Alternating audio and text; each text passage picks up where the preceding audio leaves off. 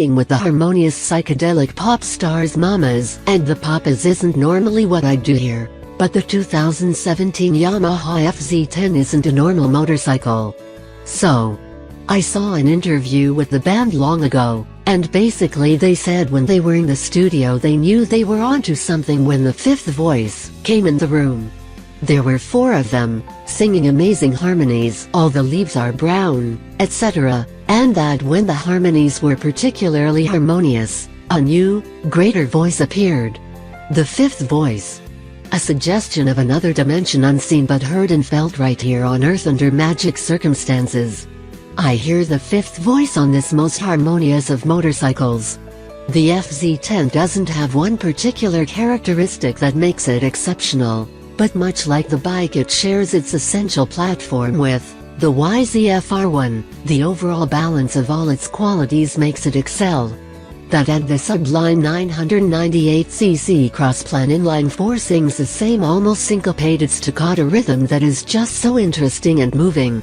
The song is the same, but the power character and response are quite a bit different from this half-naked sit-up street bike. The changes are really about lung operation. Starting with the 12-liter airbox versus 10 liters on the R1, Yamaha says the extra capacity helps performance on the FZ-10 because it doesn't have the same available ram air effects and speeds on the FZ-10 as a street bike are generally lower, and that there isn't a full fairing with an enclosed intake channel stuffing it in the airbox. True. It also could have an ergonomic inspiration. A larger airbox simply fits better on a bike where there is little need for the rider to tuck in. The FZ-10's 45mm throttle bodies are essentially the same as those used on the R1 but allow for cruise control, yes, and carry single fuel injectors that pump 25% more fuel at 100% duty cycle. The shower heads on the R1 are deleted here, and the emphasis on making more power and lower RPM calls for the increased injector capacity. More conservative cams reduce duration, lift, and overlap, all things that help the bike run more smoothly and provide greater power at lower RPM.